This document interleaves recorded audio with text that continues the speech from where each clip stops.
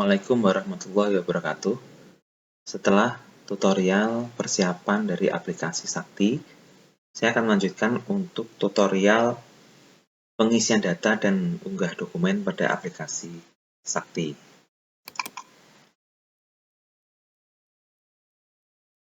Pertama, kita kembali masuk ke halaman login dari aplikasi Sakti. Kali ini kita akan login menggunakan akun dari administrasi. Masukkan NPSN kembali.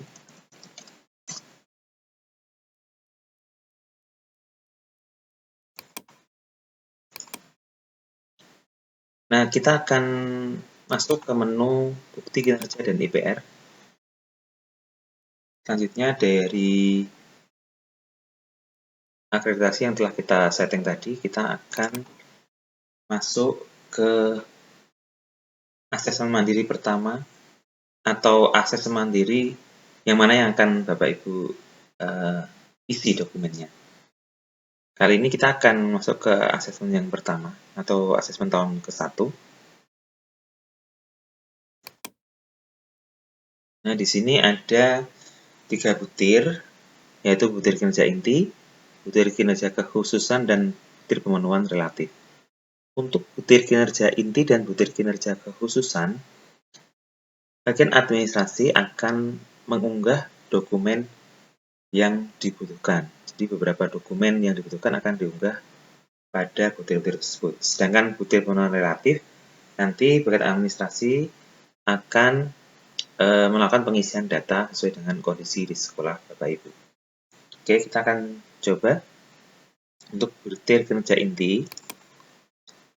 Di sini ada beberapa sub butir kinerja.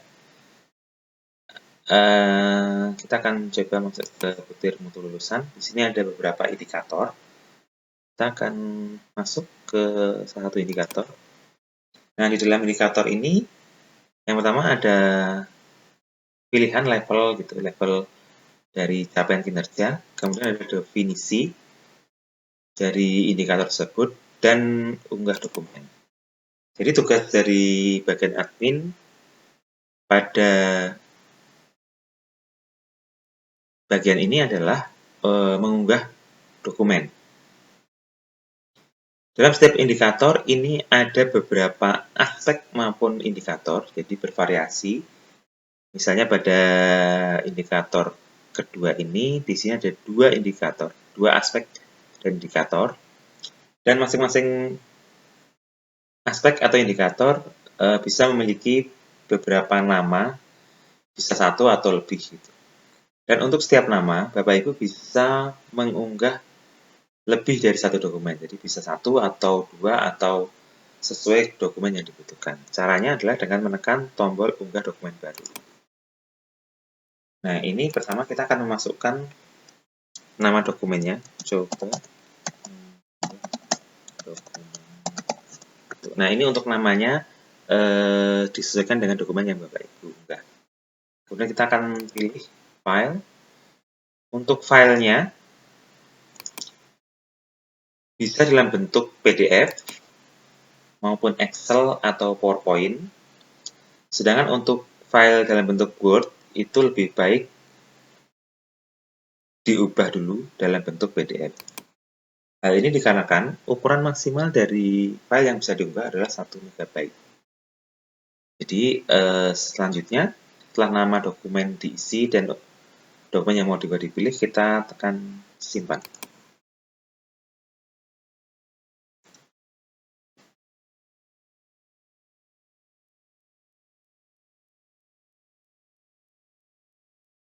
Kita akan tunggu sampai proses mengunggah dokumen selesai.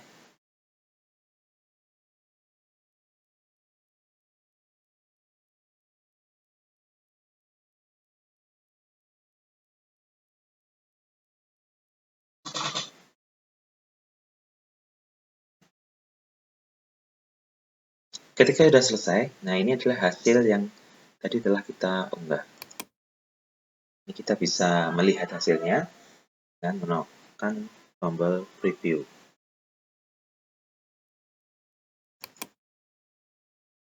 Selanjutnya saya akan mencoba kembali mengunggah dokumen. Jadi selain PDF, dokumen yang bisa diunggah adalah dokumen dalam bentuk gambar. Kita pilih file gambar,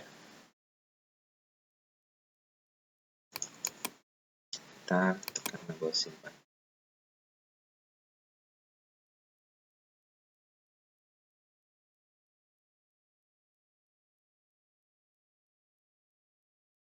Nah, setelah berhasil, kita bisa melihat dokumen yang telah kita unggah seperti ini. Kalau gambar dia akan langsung tampil seperti itu. Nah, selanjutnya kita akan coba mengunggah dalam bentuk video. Untuk dokumen dalam bentuk video, kita akan klik aktifkan untuk unggah video ini. Kemudian video yang bisa diunggah itu Bapak Ibu terlebih dahulu simpan dalam YouTube, dan nanti link dari YouTube bisa diisikan pada kolom unggah dokumen. Contoh.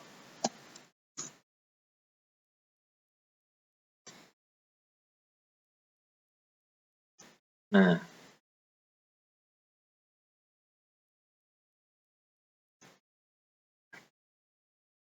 oke, saya akan ambil salah satu dokumen. Bapak Ibu bisa memilih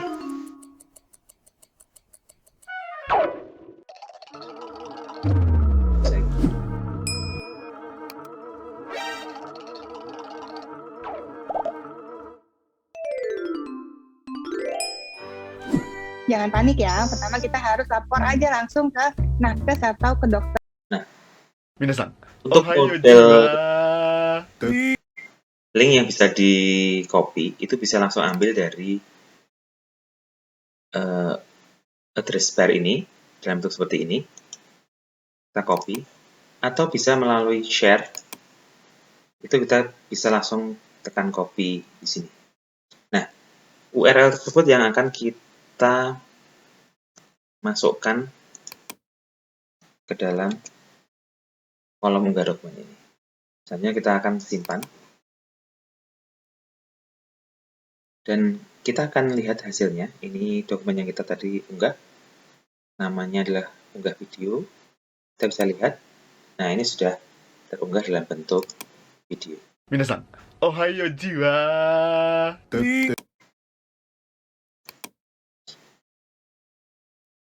Demikian cara mengunggah dokumen, dan Bapak Ibu nanti silahkan mengunggah dokumen sesuai dengan indikator dan butir dari asesmen bersangkutan. Untuk unggah dokumen ini bisa dilakukan untuk butir kinerja inti dan butir kinerja kekhususan. Sedangkan untuk butir pemenuhan relatif, ini adalah data yang akan kita masukkan. Caranya, kita tekan salah satu tombol berikut, ini bebas saja sebenarnya.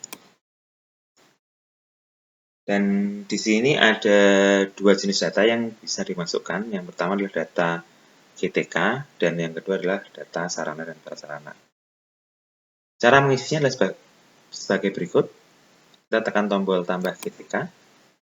Nah, ini bisa dimasukkan nama dari GTK, baik guru maupun tenaga pendidikan. Statusnya bisa dipilih tadi guru atau tenaga kependidikan.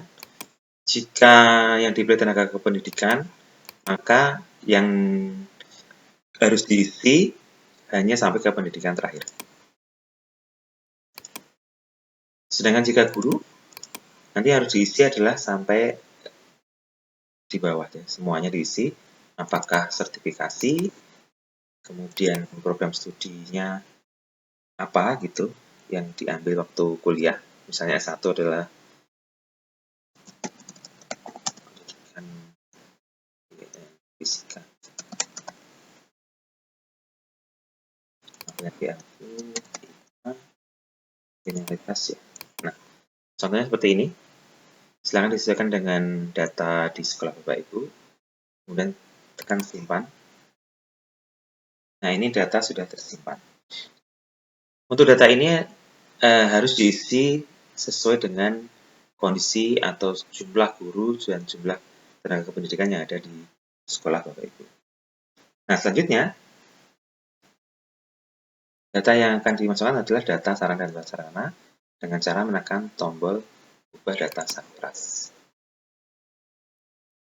Nah, ini yang harus dimasukkan sesuai dengan kondisi di sekolah Bapak Ibu, misalnya data hubungan belajar, kemudian daya listrik, hanya angkanya saja tanpa satuan word, jadi misalnya 1300 dan tinggal ditulis 1300. Kemudian ini adalah keberadaan ruang seperti ini. Kalau ada dipilih ya, kalau tidak ada dipilih tidak. Kemudian jumlah toilet untuk pria dan wanita silahkan disesuaikan dengan kondisi. Dan jumlah siswa ditulis keseluruhan jumlah siswa. Kemudian tekan tombol simpan. Nah, ini adalah hasilnya. Jadi untuk butir pemenuhan relatif, pengisian datanya hanya seperti itu. Jika semua data dan dokumen telah diunggah, berarti tugas dari admin telah selesai. Demikian tutorial untuk pengisian dan pengunggahan data. Terima kasih. Assalamualaikum warahmatullahi wabarakatuh.